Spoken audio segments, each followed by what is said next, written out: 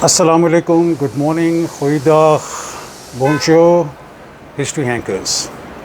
एक दफ़ा मैं और अर्ज़ मुक़द्दस हम दोबारा साथ साथ हैं। मैं कल रात 12 बजे जोहान्सबर्ग से रवाना हुआ, आज सुबह यहाँ पहुँचा और अभी अपने होटल पहुँचा हूँ, जो कि आप देख सकते हैं बिल्कुल बहिरा अहमर यानी रेड सी के किनारे पर आबाद है। मैं इस वक्त तल अबीब में हूँ और तल अबीब, जैसे कि आपके इल्म में है कि दारुल हुकूमत है सल्तनत इसराइल का, लेकिन ये मेरे किस्म का शहर नहीं है।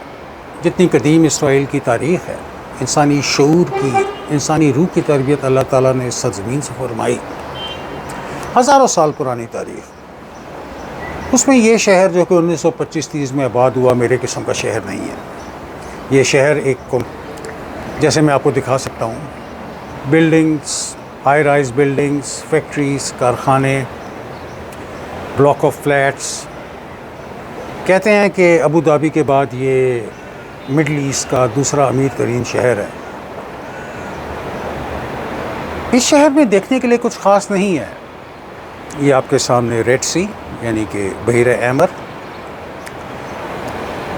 देखने के लिए मेरे हिसाब से जो जगह है वो है यहाँ से मुतस्सिल एडजेसेंट शहर जाफ़ा, या जिसे हिब्रू में या इब्रानी ज़ुबान में याफ़ा कहते हैं, वो कदीम शहर है।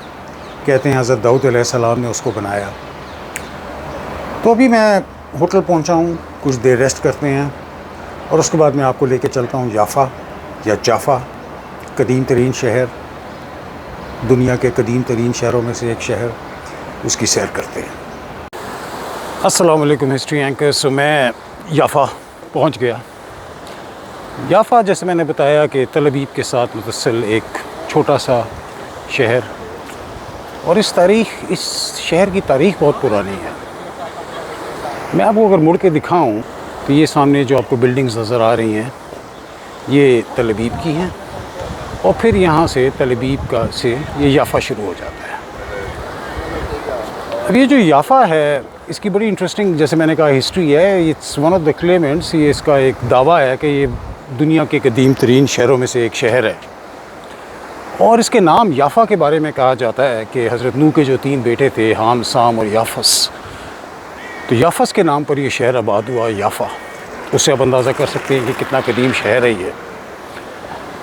और उस वक्त ये छोटी सी एक मछेरों की बस्ती होती थी, लेकिन चूँकि ये साथ ही हमारे मेडिट्रेनियन सी है, तो मेडिट्रेनियन सी की वजह से इसकी जो एक कमर्शियल इम्पोर्टेंस थी, एक कमर्शियल अहमियत थी, वो बहुत ज़्यादा बढ़ गई। तो हज़रत दाऊद अलैहिस्सलाम ने अपने ज़माने में इसको एक शहर की शक्ल दी, और हज़रत सलमान ने फिर इसको मज़ीद निखारा। इस शहर में कुछ दिखाने वाली काफ़ी चीज़ें हैं। एक तो कदीम शहर है, जहाँ हम अभी चलते हैं थोड़ी देर के अंदर।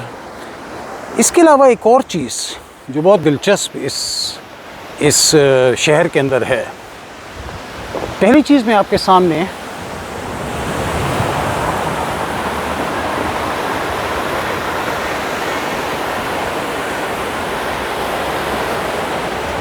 ये जो आपके सामने चट्टान नज़र आ रही है, ये इस चट्टान की कहानी कुछ यूँ कि कहा जाता है कि ग्रीक माइथोलॉजी के अंदर के बहुत अरसे पहले यहाँ पर ग्रीक बादशाह काइफस की हुकूमत थी, और काइफस की बेटी थी एंड्रोमेडा। एंड्रोमेडा इतनी हसीन लड़की थी, कहते हैं कि उसकी मौजूदगी में फूल भी खिलने से हिचकिचाते थे। उसके हुस्न के चर्चे हर तरफ थे, उसको खुद भी एहसास था अपने हुस्न का। तो अपने हुस्न के रोब में आकर ये कह दिया कि मेरा हुस्न जो है वो समंदर की जल परियों से भी बढ़कर है। ये बात समंदर के देवता ग्रीक माइथोलॉजी में पोसीडियन को मिल गई, यानी जल परियों ने उससे शिकायत लगाई कि एक इस तरह के इंसान आदमजाद है जो कहती है वो हमसे भी ज़्यादा खूबसूरत है। पोसीडियन को ये बात बहुत बुरी लगी, इधर से आगे जाते और उसने उसके बादशाह काइफस से कहा कि मैं तुम्हारे शहर यानी याफ़ा को तबाह कर दूंगा। बादशाह बहुत घबराया, उसने बड़ी मिन्नतें समाजत की, पोसीडियन की। पोसीडियन ने कहा कि इससे बचने का सिर्फ एक ही तरीका है कि तुम इस लड़की की कुर्बानी दे दो, एंड्रोमेडा की। पोसीडियन क्या करता, अपनी बेटी को इस चट्टान के साथ बांध दिया और पोजीडियन ने कहा कि मैं यहाँ पर एक समुद्री बला को भेजूँगा जो कि आके इसको खा जाएगी। एंड्रोमेडा को उस चट्टान के साथ बांध दिया गया और उसके बाद इससे पहले कि बला आती तो एक ग्रीक हीरो पर्सियस अपने उड़ने वाले घोड़े पर आया, उसने एंड्रोमेडा की जान बचाई, उस समुद्री बला को मारा और फिर उसकी शादी एंड्रोमेडा से हो गई। ये सामने आपको जो चट्टान नज़र आ रही है ये वो चट्टान है, इसे एंड्रोमेडा's रॉक भी कहते हैं। और अभी भी अगर कोई लड़की किसी को शक हो किसी मर्द के बारे में कि वो उससे सच्ची मोहब्बत करता है या नहीं करता, तो वो उसे कहती है कि तुम यहाँ से जाओ, उस एंड्रोमेडा की चट्टान के ऊपर जाकर पर्सियस की तरह वहाँ पे हाथ लगा कर आओ। इस वक्त तक मुझे कोई ऐसा आशिक नज़र नहीं आ रहा, लेकिन अमूमन होता है कि यहाँ से फिर लड़के तैरते हुए उस चट्टान तक जाते हैं, इधर से आगे और उस चट्टान को हाथ लगा कर वापस आते हैं और फिर वो लड़की को ये एतबार हो जाता है कि भाई ये मुझसे सच्ची मोहब्बत करता है। माइथोलॉजी कितनी सच माइथोलॉजी होती है। इंटरेस्टिंग तरह की एक जाफा की तारीख है। एक और चीज़ जो मैं आपसे मिलवाना चाहता हूँ कि तल अवीव में या इसराइल में पाकिस्तानी होना बड़ा मुश्किल है, लेकिन मेरे साथ मेरे दोस्त और पाकिस्तानी, और ये एक बड़ा एक नायाब नज़ारा है जो आप देखें। मेरे दोस्त फैसल महबूब मेरे शहर के भी हैं, इस्लामाबाद के भी हैं, और ये यहाँ पर इंटरनेशनल रेड क्रॉस के पूरे इसराइल और पैलेस्टाइन के हेड हैं। इधर से और ये काइंडली इन्होंने अपना जॉब वगैरह से फारिग होकर बड़ी देर से कम से कम 2 घंटे बेचारे ड्राइव करके मुझसे मिलने के लिए आए, और I am very thankful to him. और आप लोगों के लिए एक नज़ारा कि 2 पाकिस्तानी तल अवीव के अंदर उर्दू में बात कर रहे हैं। It's really amazing. It's not a common thing. No, it's not. You won't see anybody walking around here. I hope you don't attract Mossad or something. No, not at all. दूसरी चीज़ मैं जो आपको दिखाना चाह रहा हूँ, ये आपके सामने ये मस्जिद है। ये जो आप मस्जिद सामने देख रहे हैं, इसका नाम देखिए मस्जिद उल बहर। इस मस्जिद की भी अपनी एक अलग कहानी है, मैं आपको थोड़ी सी इस कहानी बता दूँ, फिर हम इस मस्जिद के अंदर चलते हैं। कहा जाता है कि हमेशा से यहाँ पर एक इबादतगाह मौजूद थी। इस जगह के बारे में कहा जाता है ये वो जगह है जहाँ पर वो समुद्री मछली या जो भी बला थी जिसने हज़रत यूनुस को निगला था, उसने उनको यहाँ लाकर इन पानियों पर उगल दिया था वापस। और उसकी याद में ये मस्जिद बनाई गई जिसे मस्जिद उल बहर या सी मॉस्क कहा जाता है। लेकिन इससे पहले हमेशा से यहाँ पर कोई ना कोई श्राइन या कोई इबादतगाह हमेशा मौजूद रही है। इस मस्जिद से पहले भी लोगों को पता था ये बहुत एक होली जगह है। इधर से आगे जाते थे तो होता ये था कि मछेरे समुद्र में जाए, यहाँ पे मेडिटेरेनियन सी में जाने से पहले इस जगह के ऊपर इस मस्जिद में आकर इबादत करते थे कि जी हमें हमारा आज का दिन अच्छा गुजरे, हमें शिकार मिले। और ये मस्जिद कब बनाई गई? अब इसका जैसे मैंने कहा, ये हमेशा से यहाँ पे कोई ना कोई इबादतगाह, कोई श्राइन मौजूद था। ये मौजूदा मस्जिद के बारे में ज़्यादा लोगों का ख्याल ये है कि ममलूक सुल्तानों ने ग़ालिबन 15वीं या 16वीं सदी में बनवाई। और ये मस्जिद अक्सर बंद रहती है, लेकिन आज हमारी खुशकिस्मती है और ये फैसल भाई की मेहरबानी है कि ये मस्जिद खुली हुई है। चलिए इस मस्जिद के अंदर चलते हैं।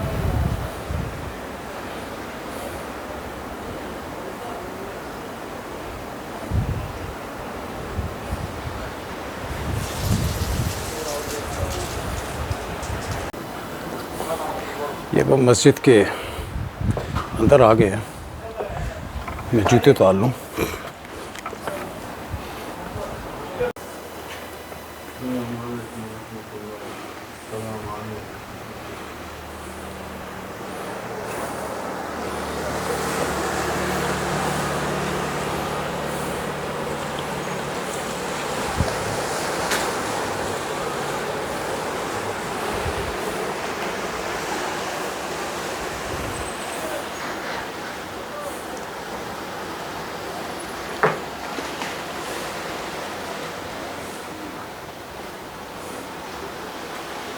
सुनो,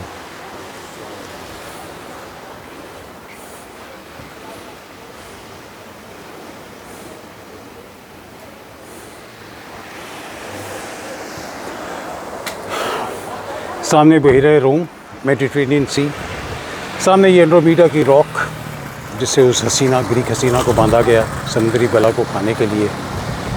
और ये हमारे दाएं हाथ पर तल अबीब की स्काई लाइन, और मैं इस वक्त मस्जिद बहर की झरोके से खड़ा उस नज़ारे को ज़िंदा करने की कोशिश कर रहा हूँ अपने जहन में कि आज से कई हज़ार साल पहले यहाँ से एक मछली आई होगी जिसने इसके साहिलों पर हज़रत यूनुस अलैहिस्सलाम को उगल दिया था।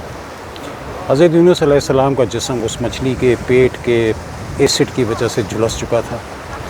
यहाँ से फिर हज़रत यूनुस अलैहिस्सलाम का जो सफ़र है वो एक फ़लस्तीन का छोटा सा शहर है हलहूल, वो वहाँ गए।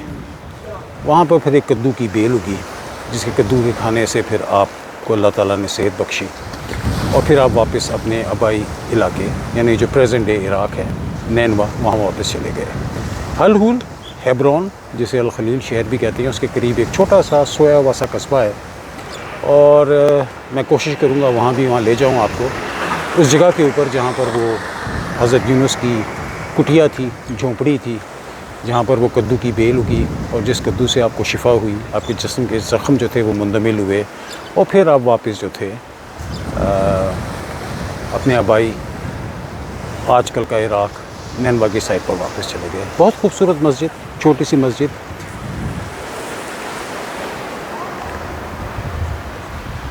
फैसल भाई नमाज़ पढ़ लें।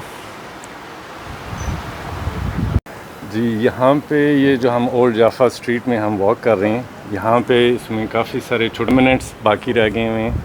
जैसे ये एक आर्किटेक्चरल विंडो के ऊपर वो लगा हुआ है, जाली लगी हुई है पुराने ज़माने की, स्टिल लाइक दैट, और ये रस्टेड है काफ़ी सारी। और इसी तरह अगर हम आगे चलें तो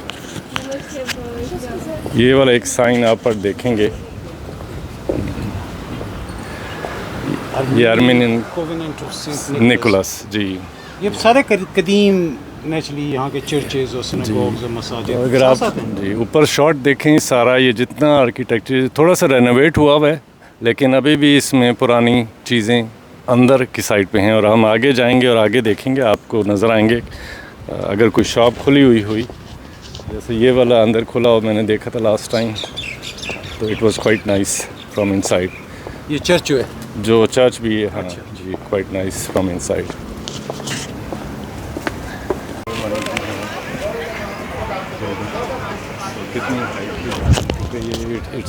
इट्स अ हिली एरिया पे बना हुआ है, तो यहाँ से वो कुछ आपको पुरानी चीज़ें नज़र आएंगी still, but they are still being used just like every day.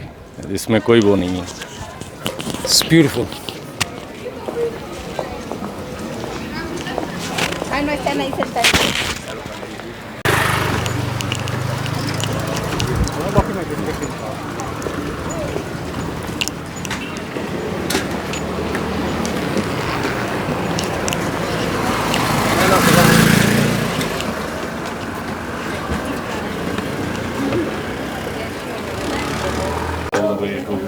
South Sudan or Somalia.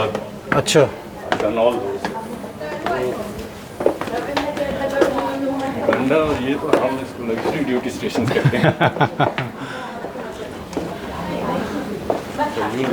आप अपनी वीडियो भी करें।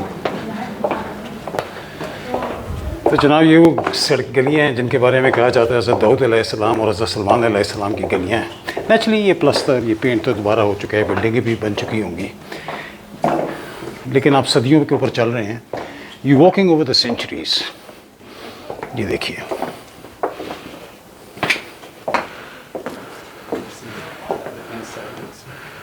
ब्यूटीफुल।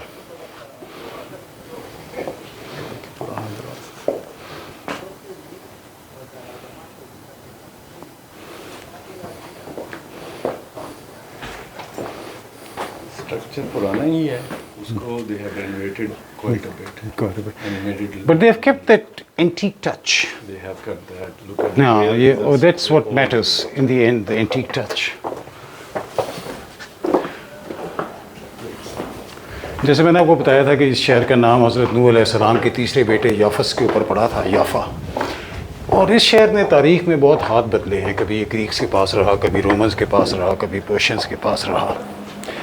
मुसलमानों ने तवील अरसे तक इस शहर पर हुक्मरानी की, और 1923 के अंदर जब यहूदी आकर बसना शुरू हुए तो यहाँ की सारी आबादी अरबों पे थी, और फिर यहूदियों की बढ़ती हुई आबादी की वजह से यहूदियों और अरबों के दरमियान जो थे वो इख्तलाफात हुए, झगड़े शुरू हुए, जिसकी वजह से फिर यहूदी जाकर इससे मुतसिल इलाके तल अबीब में बसना शुरू हुए, और इस तरह तल अबीब शहर जो है वो वजूद में आया।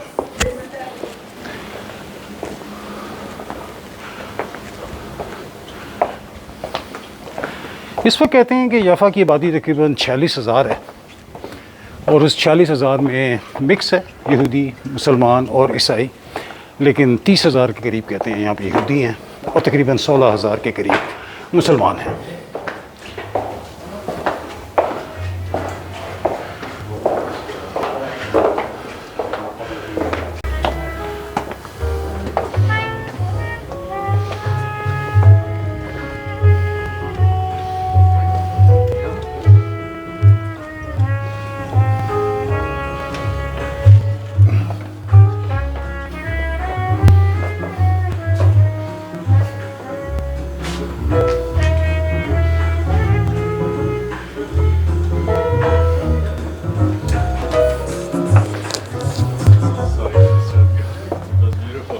ब्यूटीफुल।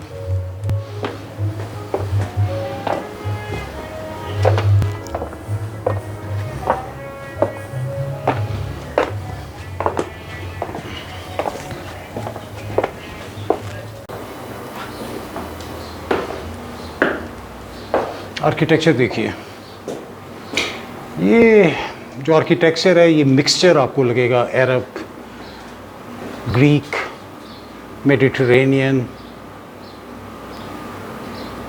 तो जितनी तहजीबें यहाँ पर रही हैं उनका मिक्सचर इस आपको आर्किटेक्चर में नज़र आता है। ब्रॉड ब्रिक्स, जीने, ये बेजेंटाइन किस्म के दरवाज़े, ये जैसे फैसल ने बताया ये वाली खिड़कियाँ,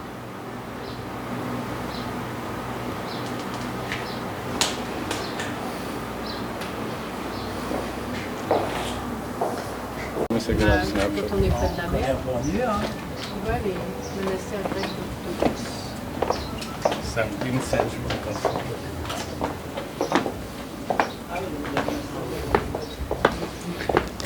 इसका दरवाज़ा टूटा हुआ है, इसके अंदर कैमरा डाल के देखते हैं अगर कुछ। अच्छा, ये मोनेस्ट्री है पुरानी, जैसे लिखा होता है Greek Orthodox monastery in the honour of Saint Gabriel and Saint Nicholas, जो है बंद है।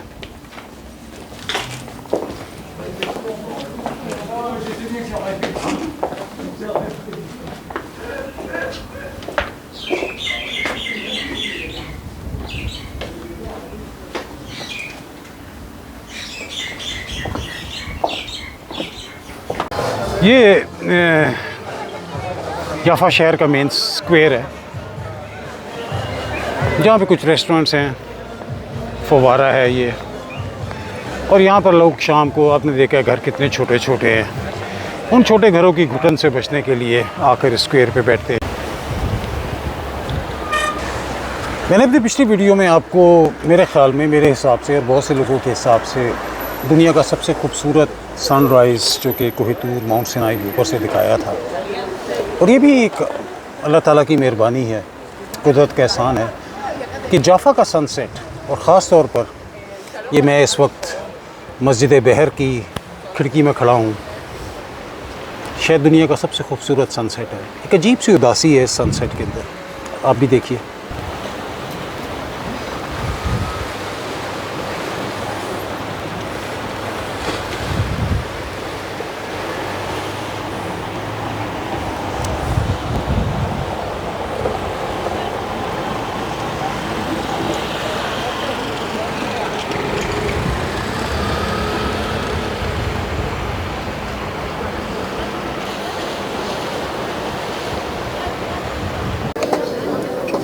एक बहुत अच्छे दिन का अख्तिताम एक अच्छे खाने के साथ, और मुझे फैसल भाई यहाँ, ये ज़ाहिर बात है यहाँ रहते हैं, इनको पता है, तो ये यहाँ लेके आए हैं, और हमारे आते ही उन्होंने हमारे लिए बगैर पूछे एक टेबल सेट आउट किया है। मैं आपको दिखाता हूँ।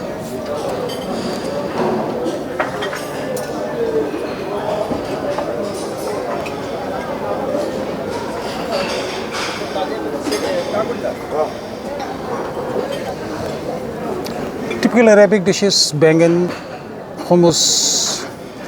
hummus, tahini, tzatziki, फलाफल, अचार, ये सारी चीज़ें। होपफुली आपने ये आज का जाफ़ा का वीलॉग एंजॉय किया होगा। मैं और फैसल भाई डिनर एंजॉय करते हैं। टिल वी मीट अगेन किसी और हिस्टोरिकल रिलीजियस क्रॉसओवर पर। अल्लाह हाफ़िज़।